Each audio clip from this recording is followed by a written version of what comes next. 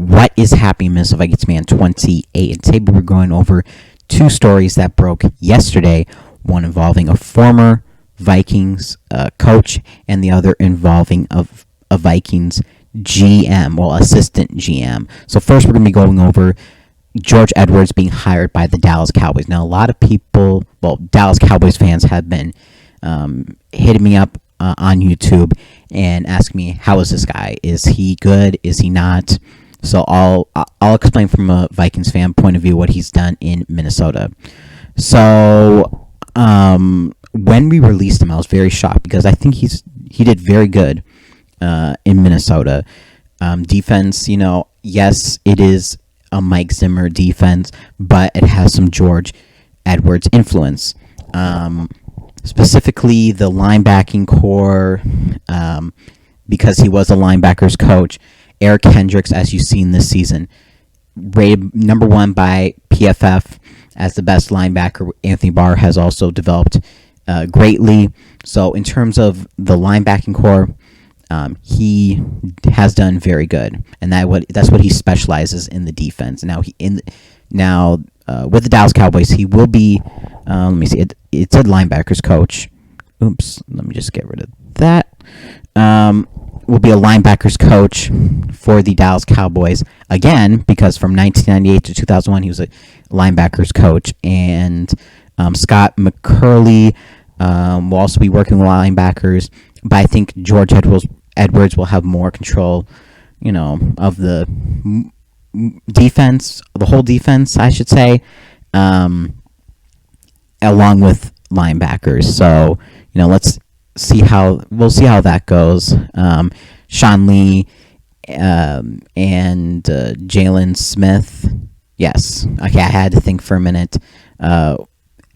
They should do good under George Edwards. His leadership will definitely show, and I think Dallas Cowboys, at least the linebacking core, will be good this season and beyond.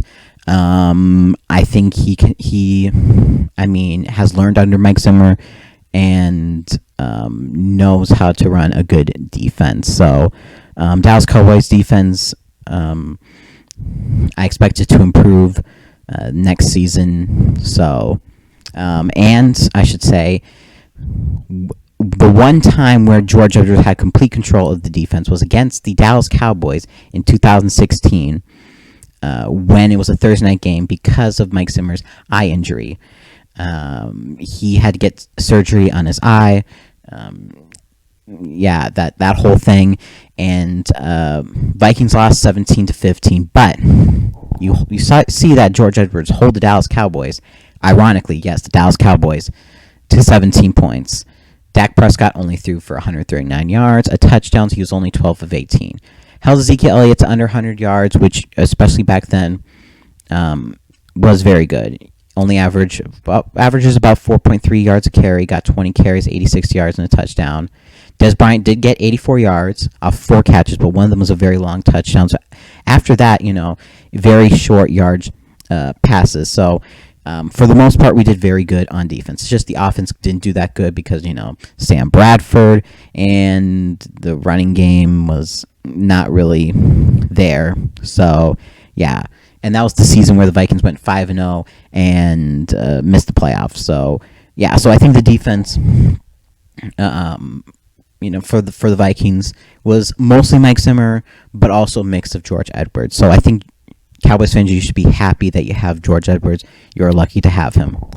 Now, going on to the next news is George Paton is going to be pulling out of the Browns GM search. Very happy about this as a Vikings fan, because if we do not do good this season, if we do not make the playoffs, I do think Rick Spielman will probably be fired. This is the last year on his contract and last year on Mike Zimmer's contract. I think if we do not make the playoffs, both of them will be fired. Now, if we do make the playoffs, probably maybe Rick Spielman stays, but Mike Zimmer is out. If we do win a playoff game, I think maybe both of them stay and maybe get, your extension. But we'll see how that goes. So, if that were to happen, then George Paton has been with the Vikings for a while now. I think he would make a good GM. has had influence with making draft picks, but of course Rick Spielman is the mastermind behind it. George Patton has, given his input and it does analyze the players. So he's very good at that. So I like to have that safety cushion. So yeah, so happy George Patton decided not to go to the Browns with Kevin Stefanski. Would have made a lot of sense, but I'm happy that he stayed true to his heart. So yeah, that is that. This has been Miss Vikings Man 28, and as always, Skol.